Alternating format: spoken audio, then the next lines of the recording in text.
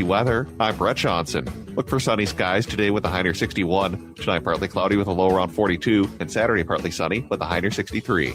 Step into the magic of The Wizard of Oz at Children's Theater Company, playing now through June 14th, featuring the beloved songs from the classic film, breathtaking stage magic, and a dog as real as Toto. Get your tickets today at childrenstheater.org. That's childrenstheater.org.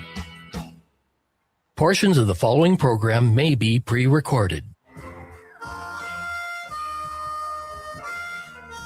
Good morning, and welcome to Connections Radio Show, where we talk about ideas that matter. I'm glad you've made the connection and are with us today. I'm Lori Fitz, your host, and the goal of our show is to explore a wide range of topics that challenge us to see ourselves, our community, and the world around us in ways that get us thinking, get us connected, and perhaps inspired or challenged to do just a bit more because we've made that connection. Our topic today is building connections through art. We have both on stage as well as authoring a book. In our first segment, we have Susie Jewell, who will be sharing about 10,000 Things Theater and her role in the current show, The Most Happy Fella.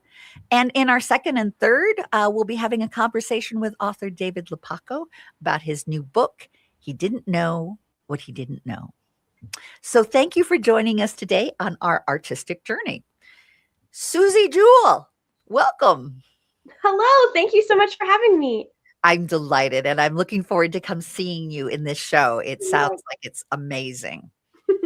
And a little bit for our audience, Susie is an active singer, actor, dancer here in the Twin Cities. She's appeared on stage with Casting Spells Productions, the Guthrie Frank Theater, the Minnesota Centennial Showboat, Moo Performing Arts, the Ordway, Park Square Theater, Second Fiddle, Shoup Theater, Skylock Opera, Theater for the Thirsty, and Walking Shadow. And now she is currently in 10,000 Things. Susie, you mentioned to me that you really wanted to work at 10,000 Things. Tell me why this has been an important theater that you've wanted to be a part of. Okay, well, I've always wanted to work with 10,000 Things because the first show I ever saw them do was The Music Man. And The Music Man's like a huge cast usually, like so many people, giant voices, orchestra, blah, blah, blah. But 10,000 Things does theater different than that. So it was, I think, a cast of maybe 7 people, Wow. maybe 9, I don't know. And I wasn't sure what to expect. And when I went in, it was like incredible. It changed my life. I cried through the whole show because it was so beautiful. And the mission of like bringing theater to everybody, regardless of like, theater can sometimes be inaccessible, I think, to people who can't afford to go see shows. Sometimes. It can be very expensive. Exactly. And 10,000 Things is like, that's not our mission. Like our goal is to bring it to people who maybe haven't even ever seen a show before in their life. Mm-hmm. And I think for me, as like a person who in the past was a preschool teacher, who has worked at nursing homes, like being able to bring stories to people and have them connect with those stories and the different characters and like maybe see things from a different perspective they would have never thought about if they didn't get to see this kind of show. Right. Is something that really speaks to me as a person and how I want the world to be able to connect with each other and see each other. So getting to do this work feels like a soul alignment, really, I guess. So they reimagine the shows. But what I also think is really interesting, when I had a friend that was in one of the shows, she's like, we went into a prison. Yeah.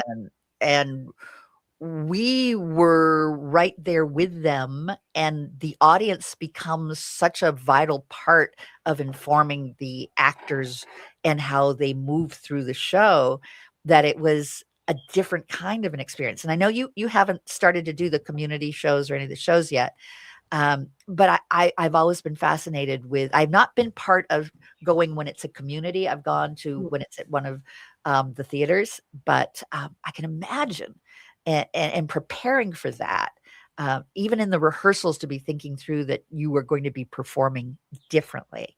And having seen it, do you have any imaginations of what you're looking to have be experienced in the performances coming up?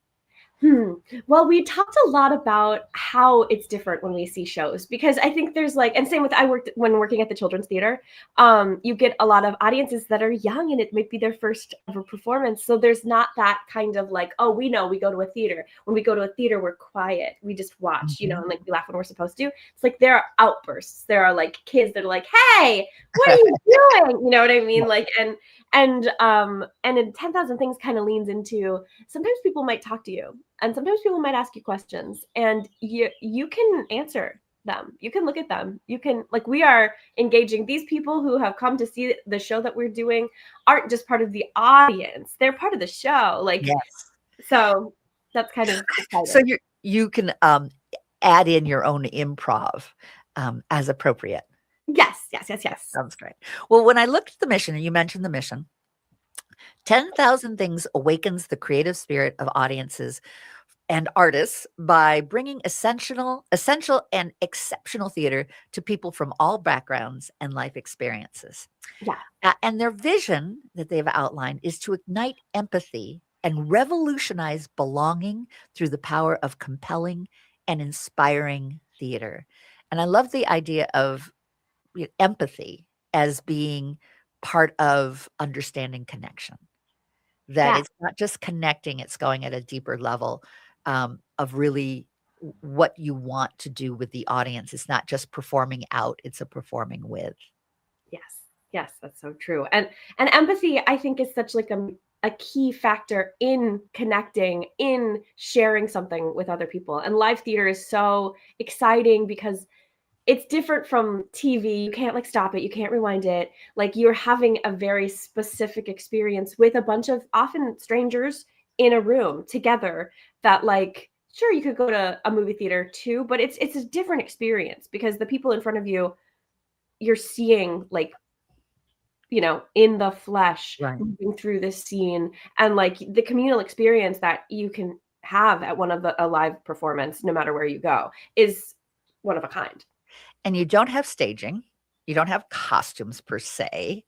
We do have costumes. We have like, when you say staging, I take that as like choreography, or like kind of like movement. No, you have choreography. I know that, but you don't like have carry sets. Place to place. We have little pieces. Like, we've got pieces, we've got like little set pieces. But yeah, it's very different from, like, you know, what you'd see at the Guthrie or something, you know. Well, I'm also interested in sort of the multicultural aspects as well. And in their website, it looks they outline how they actively work to eliminate barriers, to participate, cultivate equitable practices. Whether you're an audience member, artist, staff, or volunteer, each person's unique perspective is necessary. That to me feels very integrative, and very culturally sensitive, as well as culturally intelligent. You know, how do you bring all those different cultures on stage? How do you bring your whole self to a program? I think that's really helpful is that our artistic director and director of the show, Caitlin, has cast a bunch of different people from different backgrounds and different like life experiences. And we are welcome to bring that to the room. We are welcome to share that with anything that is being staged, is like being blocked or choreographed. And we're open to ask questions, to like suggest, to anything like that. And so in casting people with like rich differences, we are bringing those to the production and then bringing that to everybody who comes to see the show, or that we bring the show to. And for you, what are some of the things that you're bringing to the show? Ooh, good question.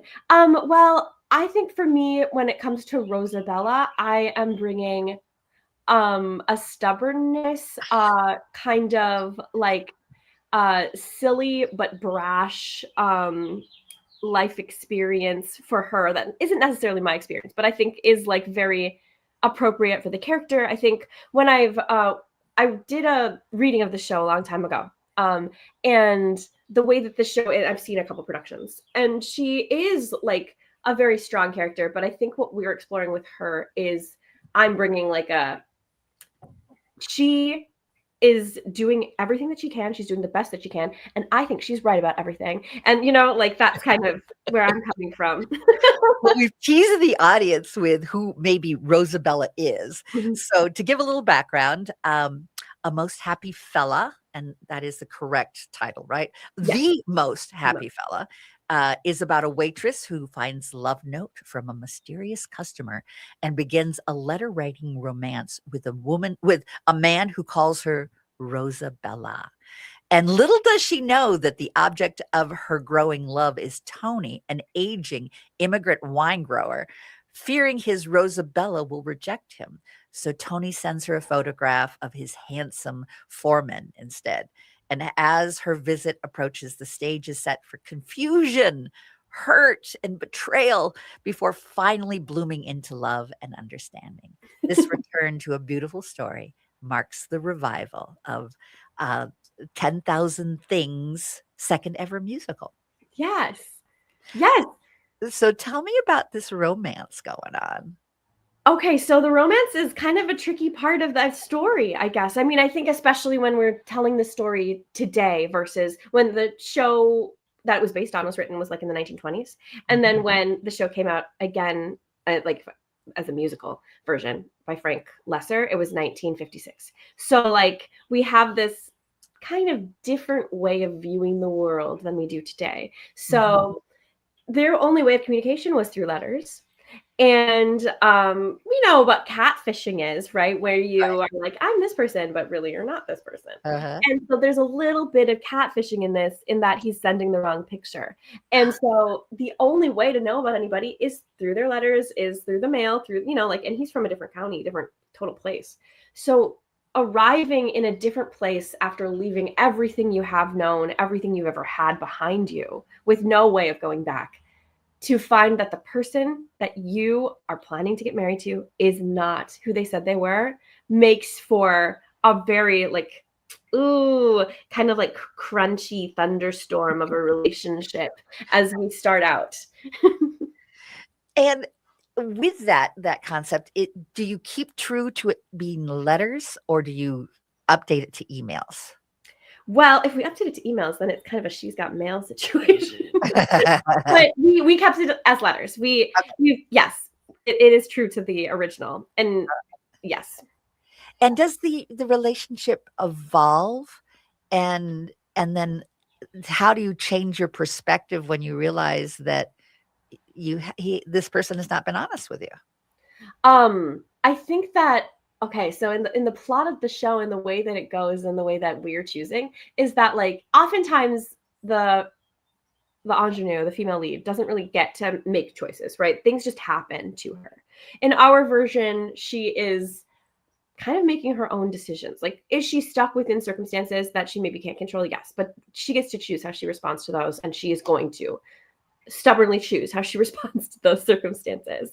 And I think sometimes the more you know about a person, the more you learn about them, the harder it is to not like them, usually. And so this show is kind of about seeing that everybody has faults and everybody's made mistakes, and understanding that, like, despite it all, she wasn't in love with the picture of this person. She was in love with the person that she was writing letters to. And that person does exist. And like, because of fear and because of, well, mostly like worry and anxiety, sometimes people make choices that are bad choices in like a snap moment. So kind of realizing the humanity of like making a mistake and being able to forgive somebody. And the reconsideration process. Yes. What I find interesting when I chat with actors is some of their own process of getting to know the character that they, and you need to pull from who you are, of course, Yes. to bring it to life. There's parts of you that may not be a main feature, but when you bring it to life in another character, it becomes more of a big focus. You say that she's kind of stubborn. Yes. And she makes up her mind. I like that she's a waitress and she's stubborn. That's great. You have to be kind of a boss when you are taking orders and managing your table. I know this from my own waitressing experience way back when.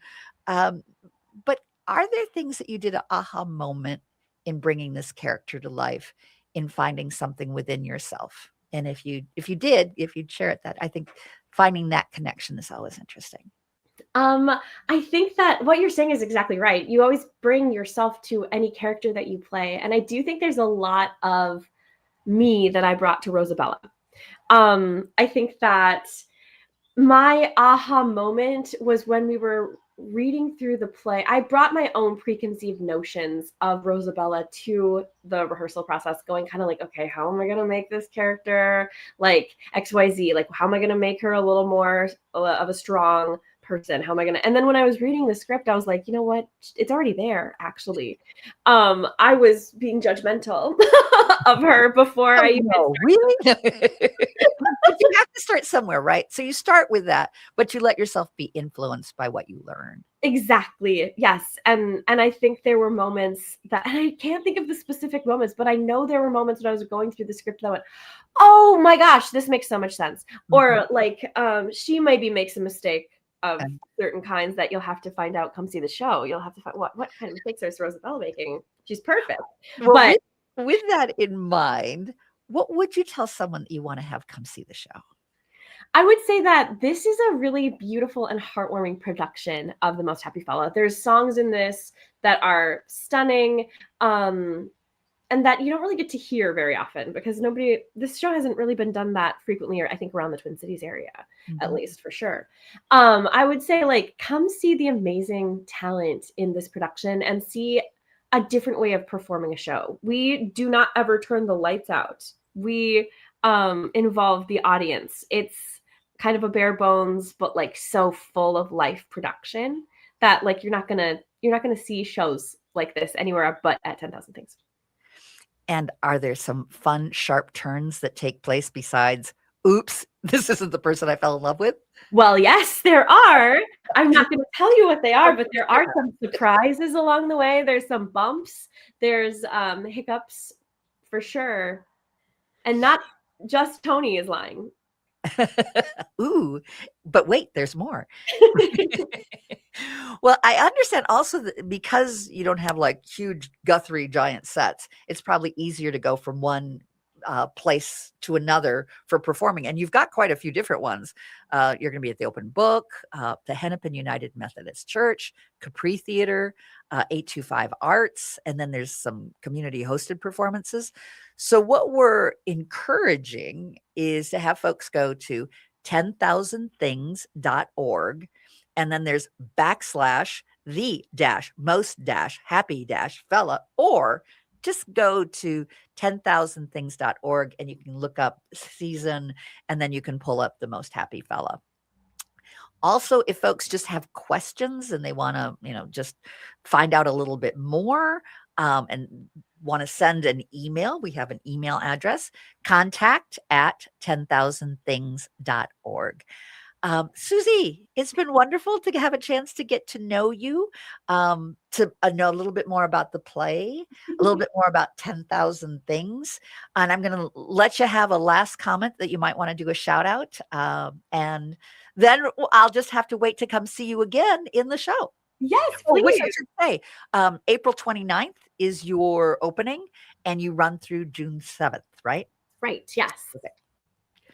Well, I'm just so excited that I got to be here. This is like so much fun to talk to you about the show. I love performing with all the actors in the show. Like, please, that's my shout out to everybody who's on the production, who's doing anything. Like, everybody is incredible.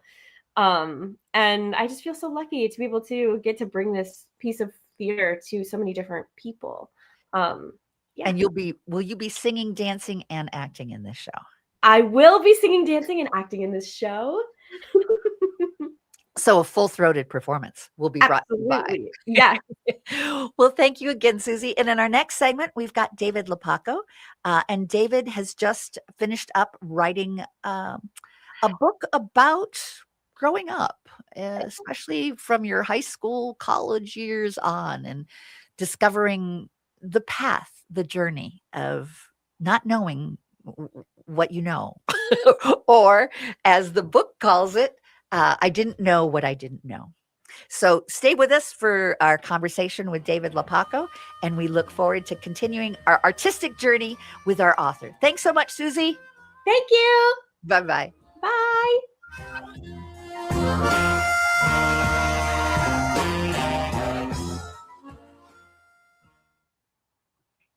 Would you let animals pick your insurance? Do you really need to experience mayhem to get the best rates? Or how about a celebrity quarterback or fake university saving you?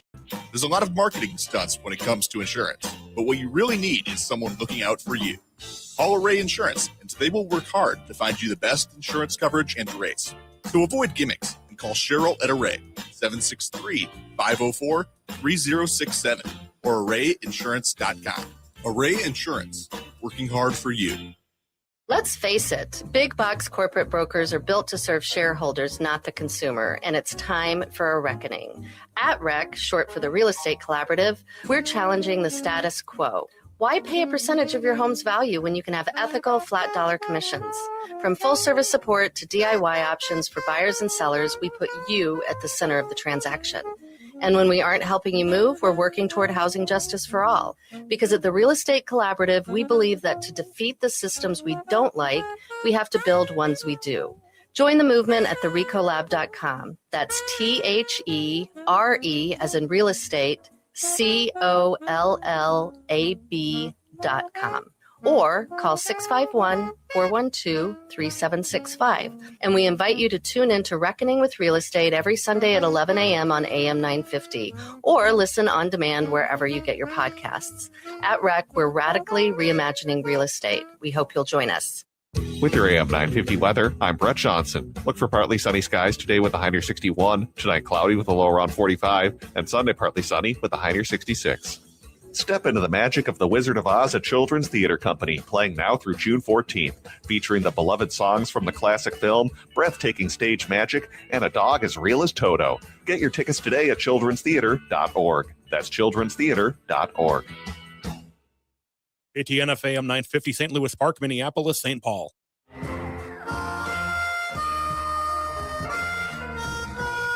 Good morning. I'm Lori Fitz, and welcome to Connections Radio Show, where we talk about ideas that matter. I'm glad you've joined the conversation.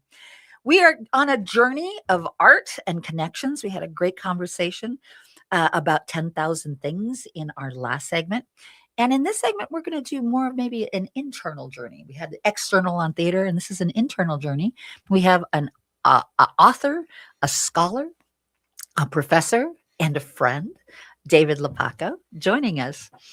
And he has written a novel. He didn't know what he didn't know about a character named Jack. And as you're writing, David, it's really about coming of age, path to adulthood. I'm fascinated with the character Jack, and he didn't know what he didn't know then. And I'm wondering, because we all write from what we know, we all write from who we are. Did Jack have that answered for him, or did the questions just become more interesting as he's looked back at this coming of age?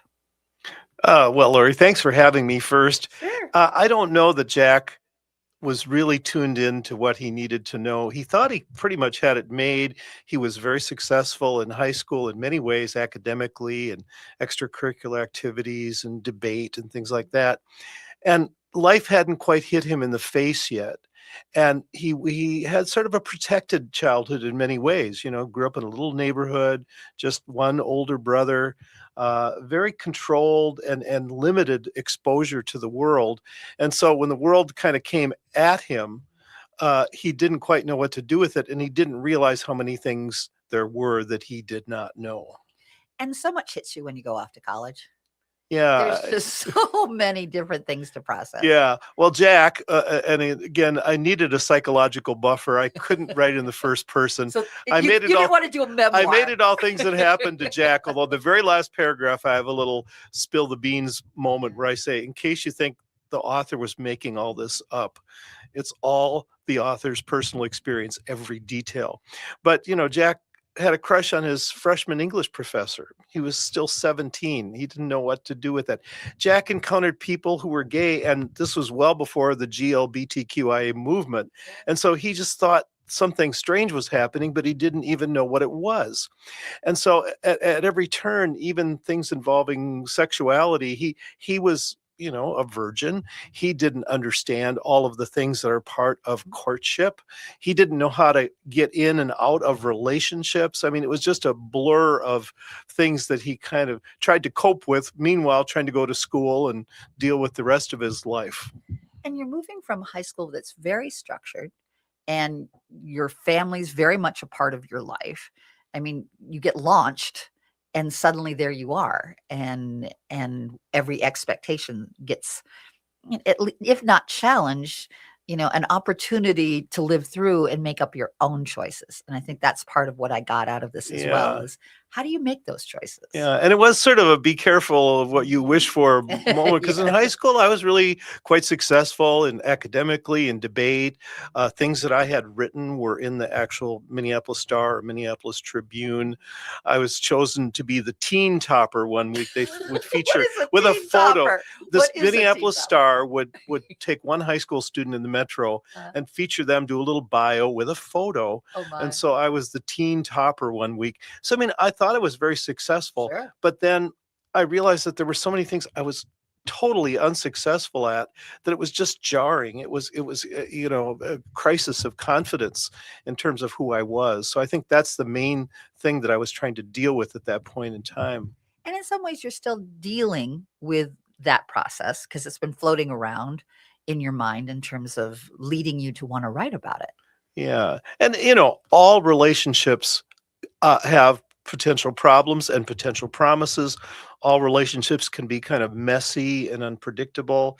You need to find ways to deal with that mess and psychologically manage through all kinds of turbulent situations. I mean, that stuff doesn't go away. But I think the first time you experience it, in this case, as I was coming of age in high school and college, it was especially earth-shattering for me. It makes a huge impression, and we navigate after the fiascos of our initial challenges. I go, I really don't want to go to that fiasco again. So, what other choices can I make?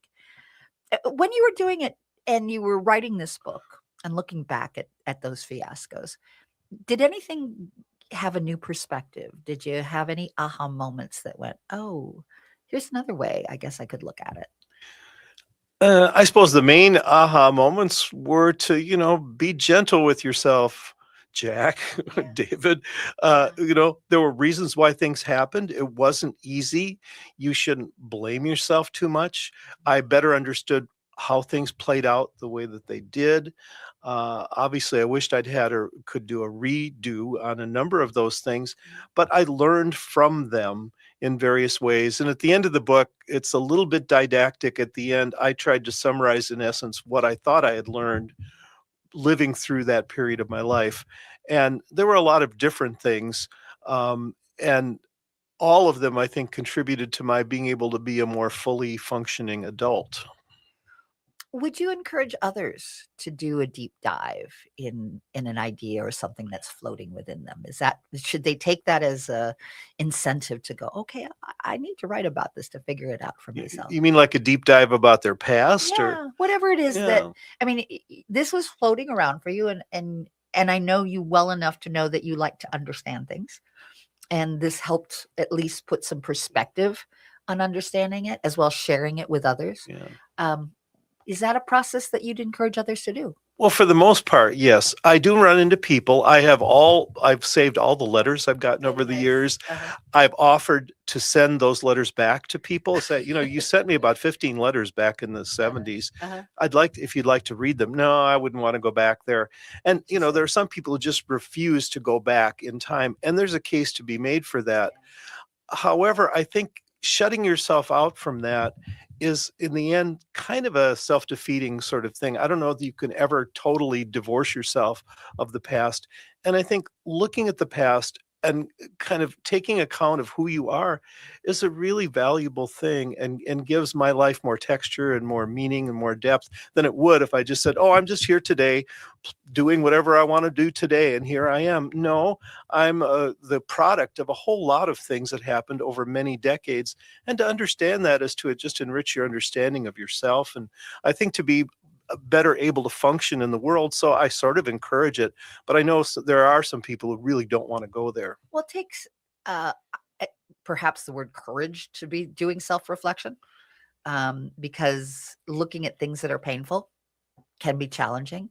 But knowing that going through that process of looking at the self-reflection of what does it all mean? Yeah. What did happen back then? Why did I struggle? Or what were the pathways, and the what ifs, I think are healthy to do.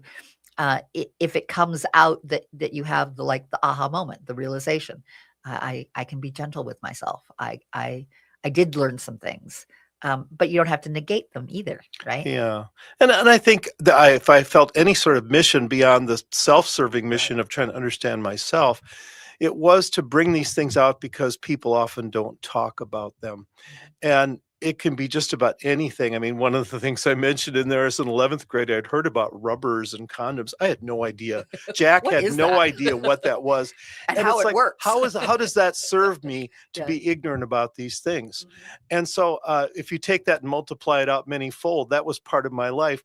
And so there is a certain part of the book that the publisher describes as sometimes raw, Mhm. which I think is the way of saying I didn't mince words Right. about certain things, because I think we've kind of tiptoed around them, and as a result, people have not been well served by being ignorant. And I mentioned GLBT issues. I wasn't tuned into that. Nobody was really back then until Ellen DeGeneres, was on the cover of Time and said, "Yep, I'm gay." Yeah. It was kind of always submerged, and I don't know that anybody was well served by that type of ignorance. So I've tried to be very blunt about some things in ways that are a little scary and did involve a certain amount of courage. But I think I thought that was the one contribution I could make that would be sort of positive. And moving from a script that you grow up in with your family, and the script has this is the culture and these are the things and how you view the world, to opening yourself up to putting that script aside and questioning into some of the script, I thought was interesting. Questioning into some of what you learned from your family, and what you then had to think about for your own point of view. Yeah, and we didn't do a lot of self-reflection about my family, and it was like anything else. It was very mixed. It wasn't like a show on TV like Ozzie and Harriet. It wasn't all wonderful, but it wasn't all nasty either. But it was a nuanced understanding of my family was to realize that there were very many good things about it, but also some things where we were really kind of hurting a little bit. And I don't think we really fully appreciated that. Part of that was just talking about emotions, which we never did. Lepaco is a Finnish name, and Finns are not known for they're known for being pretty stoic and not for expressing their feelings, good or bad. And you pay a price for that when the anger is submerged, or when you never say I love you to somebody, which is something I was unaccustomed to doing because that's the kind of family I grew up in. But it was a very stable family, I was very well supported. They supported me in so many different ways that I'm eternally grateful for that. And then you're in an environment in the Midwest that is not about being effusive. We are not a culture that is like New York or the East Coast that is very comfortable with letting emotions come out. The culture itself, along with the family, is having a certain tone, a certain style, a certain hold back. Even our responses, well, that's nice, or that's interesting, it is not necessarily very detailed and has tons of nuance of where you go with it. But overall, it's trying to be kind, I think. I mean, Minnesota and families and Finns and Norwegians and Swedes that have a good part of our legacy here in Minnesota has created that kind of culture, which I think is interesting. So we've sort of talked a little bit around what happens in the book, but I'm going to read from Amazon overview, and you can get this book on Amazon. He didn't know what he didn't know. It's the little overview says, by the time he graduated from high school, Jack thought he had figured it out. was he in for a shock? He didn't know what he didn't know. That's the title of the book. Follows Jack's winding, often dizzying odyssey on the path to adulthood. He encounters sex and romance, relationships, schools, jobs, politics, family life, cultural differences, along with all of their attendant joys, sorrows, and life lessons. So tell me a little bit about Dizzying Odyssey. Well, if you think about it in a certain way, it was a dizzying odyssey because all of these things are happening at the same time. I'm trying to be a college student, but I have a crush on my freshman English professor who was probably at that time 24 years old, best as I can determine. Uh-huh. And I talked to her on the phone a couple summers ago and it shared some of my experiences. So she found that to be very interesting. So I'm doing that. I'm trying to be on the debate team. I'm trying to find people who I can link up with romantically or just through friendships. I'm dealing with my family situation. My dad has a heart condition. He wound up dying in bypass surgery when I was a sophomore in college. And we're living in a time where political leaders are being assassinated. President Kennedy assassinated in 8th grade, Martin Luther King, Robert Kennedy assassinated just a week before my high school commencement. And so in the midst of all this cultural mess, there's all these other things going on, and it becomes hard to know what to focus on. And I get that these days, many students are saying that they are in the same situation. And I get that. The details are different, but the dynamic is very much the same. It gets back to a little bit what we were talking about with a theme of the show being connections. So often when we move into something, we disconnect ourselves from something else and make new discoveries. And in our time now, there isn't as much time. It seems like our life is filled with electronics and technology. And we're so overstimulated by this thought to the next thought to the next thought. And we don't have time to like go, but what does it mean? And what do I think? And how do I navigate with all of this coming at me? It's almost like we're having the opportunity in now our 60s and 70s to look at this and go, what does this mean? And just as we did when we went into college, I think we're entering a new phase and just being an older adult that goes, let's look back at this panorama that took place and take time for finding what that meaning is. And with that, in sharing this book, there's a certain amount of bravery and being able to say at the end, well, Jack is really mean. Tell me about that process of coming to grips with some meaning for yourself and then sharing it with others. Yeah. Well, I must say my wife, Helen, was probably an inspiration because she wrote a book many years ago, which is now being republished through Innovative Inc. called Can You See Me? And she wrote it in the first person. And if you think my life was strange and sketchy, she had amazing things happening as she was growing up too. So I give her a lot of credit. She had way more bravery than I would. Shout out to Helen. And she's also written a trilogy of novels now, The Brocade Couch, Hidden River, and JNR Ranch, which are also available on Amazon. A little short, shameless plug there. What was your question again? Well, being able to admit that this is me. And this is what I've dealt with, sort of tentatively first going into creating a character, which I think has some advantages because you can kind of play with some things around Jack that may not be exactly who you are, but to be vulnerable and say, this is me. Yeah. Well, in my field of communication studies, you'd probably call me for the most part a high self-monitor. I pay attention to how I might be perceived, how other people will think of me. And so to talk about anything that's a little bit embarrassing or uncomfortable or awkward is not naturally how I'm wired. And so the reaching out part, the courage part for me was to talk about those things and be okay with them. And it's a little bit like your previous guest today, Susie, who talked about the more you get to know somebody, the more you can like them. And I think in the end, even though I'm aware of all these warts that are part of my experience, along with all the good things that have happened, and there are a lot of those, that I have come to like myself better and be okay with myself. And I think that's true. And not okay, just okay with the mistakes that we make. Yeah. And just to live with that and realize that I'm not perfect. And to try to pretend that I'm perfect was fraudulent in some ways. And I don't have to do that. And other people don't have to do that either. And that's how you begin to feel closer to people, is when they will share some of those kinds of things. When you're vulnerable and allowing that truth to come out. I'm not going to steal the ending where you have sort of some, as you said, the didactic, here's some things that I learned and being able to outline them. But the one that moved me the most was how you came to treasure communications even more and realize how communications is really the key.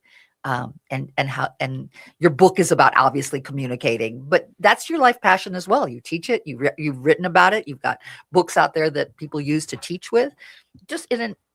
I know we're going to go to a break pretty soon, but I wanted to leave with that note about how ultimately your belief in communications is something you want to encourage others to embrace. Yeah. Well, I've had a lot of students who think I'm a therapist or something, which I am not.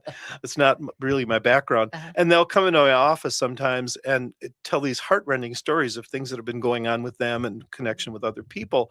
And the first question I always ask is, have you talked to them about this? And the answer invariably is no.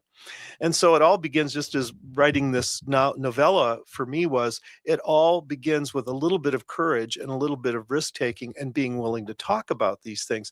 Unless you can bring them up, you are nowhere. And I didn't even know how to get out of bad relationships during that period of my life. And there were better relationships around the corner that I could have had, but I was in this relationship and I didn't even know how to broach the subject to the person who I was dating at the time. So instead, I just kind of let things sort of wither away or just avoided them, what we would today call ghosting them, that sort of thing. And that was a dumb way to communicate with anybody. I could have had so much more happiness and contentment if I had just taken the risk to talk to somebody. And you do have to learn how to do that a little bit. You have the motivation and the skill, but it all begins with saying, I'd like to talk about this. Would you mind if we talked about this? And most people are way too afraid to go there. And for lots of reasons, they've had bad experiences or they have to own some of their own mistakes. And it's hard if you're stubborn not to want to admit a mistake. Yeah. But you also advocate that the journey can bring joy. And I think communications, really good communications, it's about connecting, brings joy. Yeah. Well, I do need to go to break. Do go to Amazon and look up He Didn't Know What He Didn't Know. It's by David Lepaco. And it's a terrific book. I enjoyed reading it. I enjoyed the journey. And we're going to talk a little bit more about some of the parts of the book that I found very interesting. So we'll be right back after just a few short, supportive sponsor commercials. So we'll see you soon.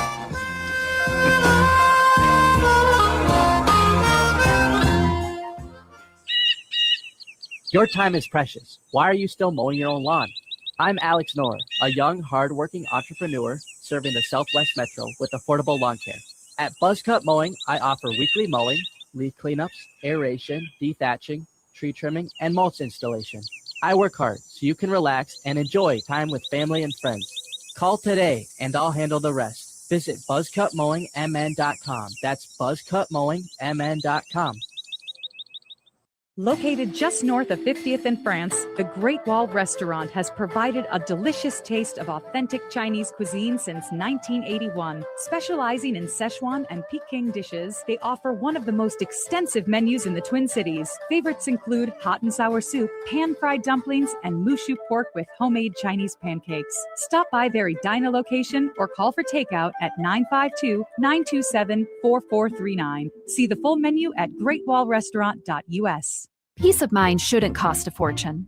We keep things simple at Schroman Law because we believe planning for your estate and end-of-life care shouldn't be stressful or expensive. Every client relationship starts with a free consultation so clients have the information they need before making important decisions. From there, we work closely with clients to ensure they are choosing the most efficient and cost-effective plans for their specific needs. Schedule a free consultation today at schromanlaw.com. That's SCHROMEN law.com. At Big Hill Books, the story starts with Beth. She left a corporate communications career and, maybe by fate, became an independent bookstore owner. She loves historical fiction and devours mysteries and thrillers. She's a proud progressive, feminist, and LGBTQ plus ally. She just launched Best Book Club starting May 3rd with Yesteryear by Caro Claire Burke. Big Hill Books isn't owned by a corporation. It's owned by a reader, and that changes everything. Big Hill Books. Read, think, grow.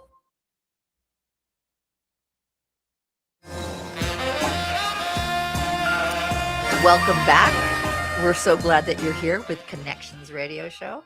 We have been having a wonderful journey of looking at art and how to look at the connections in our life. In our first segment, we talked about 10,000 Things and the performances coming up for those shows. And in our last segment, we were able to have a chance to get to know an author who explored a coming of age. David Lepaco wrote He Didn't Know What He Didn't Know. David is a semi-retired communication studies professor.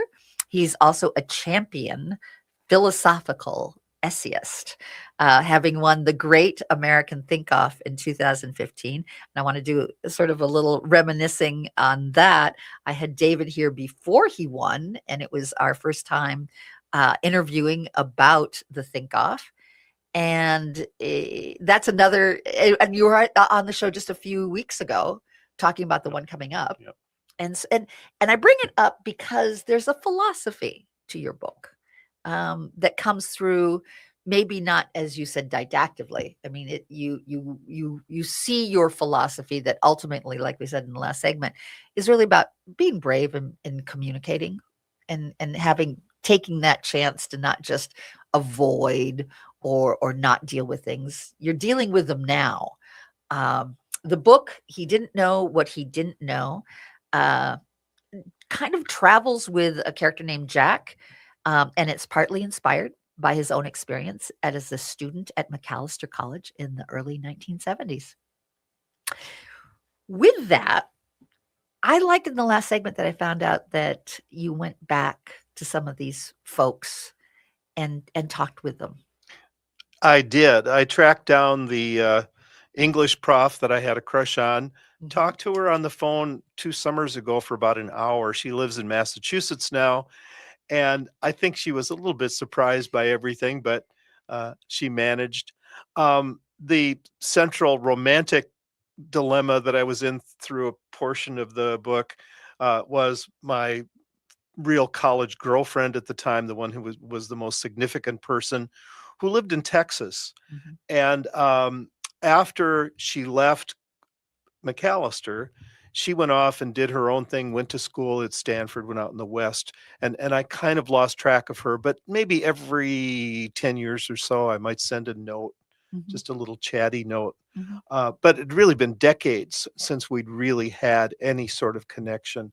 And then when it came time for my 50th college reunion back in 2022, I decided to contact her because I found some old photos that were photos I found looking for the reunion pictures.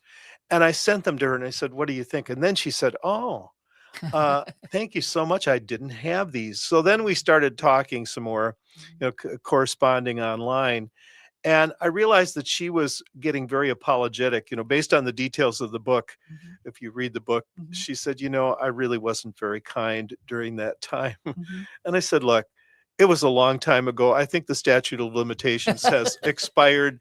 We were young. We were, not very responsible. Everything happened. Let it go." And so out of that, then we were able to develop a real meaningful friendship. And it turns out that she and her husband have a cabin up north of Bemidji. So now the last several years, we've seen them. My wife and I have seen them and had dinner with them and done things with them, gone to the Guthrie with them and stuff. And it's been so rewarding to be able to make that connection going back 55 years. And I love that you both have such a trust in your current relationship that both partners are like, yeah, you were together how many years ago, and there was obviously something that brought you together, an interest and whatnot, that you can now share as two couples together. Well, I hope so. You know, I Yeah. think realistically, I'm not sure at this point in time what would actually happen. It's not, again, 1972. No, So, no. but I think my wife appreciates that I can have someone who's a dear friend Yes. and not feel threatened by that, because Exactly. I love her to the bottom of my heart too. you know, Another so- shout out to Helen. Yeah, another shout out. Hello, dear.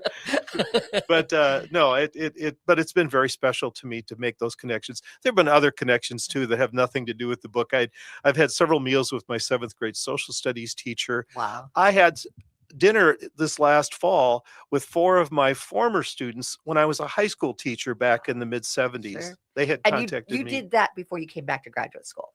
Did some high Yes, school. Yes. I taught high school for a bit. Not very good at it. I talk about that in the Yes. book too. And Uh-huh. grateful that I was not very good at it, because it forced me to do something else. And it's one of the best failures I've ever had, was to know that I needed to do something different, and put me in the college and university environment, which I've always found to be very special. And you went on to stay in academia and Yeah. taught for many Yeah. years. It was interesting for me because we were in graduate school together, and it was sort of like I felt like I was getting the behind the scenes. Oh, and I think self-perception is interesting to contrast that with my perception of, hey, he had it all together. I mean, he was teaching a variety of things, and always, on time, on charge, and everything was organized, and it was like you knew David was going to get things done. Yeah, well, part of life is trying to fake people out that way and manage your impression. It's part of our discipline, Yeah, is it is. self-presentation. But underneath, there's always going to be stuff. I even think about our current president, who Yeah. conveys a great deal of confidence, but I think underneath there's some real hurt that never comes out, but does come out indirectly, yeah. sideways, through some of the stuff that he does. So I think we all have that other undercurrent that's going through, good and bad, Versus we- our projected persona. we can try to project it, but that only gets you so far. Right. Well, just to give a little bit more so folks get intrigued and want to go out and buy this book. In dealing with relationships, the book sort of explores introduction to sex, romance, and the complexities of a long-term connection, education, career, lessons learned through his time in school and various jobs, family and culture, negotiating family dynamics, and the cultural curveballs encountered along the way. Personal growth, a journey marked by both joys and sorrows that challenge his initial assumptions about life. There's a lot of misguided confidence initially with Jack, and then how to navigate like intimacy and deal with his own sorrow. Are there things that you want to have the audience know also about the book, and to encourage them to go out and read the book? What would be some of those things that you'd want to give them a nudge about? I think some of it would just involve not only taking stock of their own life, but communicating with others. I still think, even though we're in a more enlightened period, social media, blah, blah, blah, that there are a lot of people who are wandering around who are fairly ignorant about all of these things, and to be helpful in that regard. I mean, I talk in the book about times where Jack had some experiences that he didn't know what was even going on with his body. Yeah. And nobody ever told him what it was, or that it was normal. I'll mention, it's not a swear word, but Good. he had a wet dream when he was like a teenager, and he told his mom that he'd wet the bed, and she says, "Don't worry, I'll take care of that." And she didn't let on that this was not This your wasn't this I just- didn't pee in the bed. Yeah. I had no idea. What could I have thought it was? Someone should have told me. Yeah. And so I think those kinds of conversations. And I think there's actually less communication going on because of technology, and it takes more work. And this is a good book to look at in terms of thinking about it and doing it yourself. And I think there's another book based on your connections that you made after you wrote it. Book 2, what Jack did. So thank you, David. Appreciate you being here today. Oh, it's been a pleasure, Lori. Thank you.